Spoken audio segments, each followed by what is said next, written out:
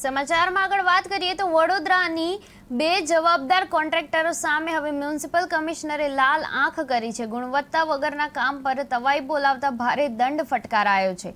શહેરમાં ચાલી રહેલા ડ્રેનેજ, પાણી પુરવઠો, રોડ અને વરસાદી ગટરના કામોમાં ઘોર બેદરકારી જોવા મળતા કુલ 26 કોન્ટ્રાક્ટરોને દંડ ફટકારાયો છે।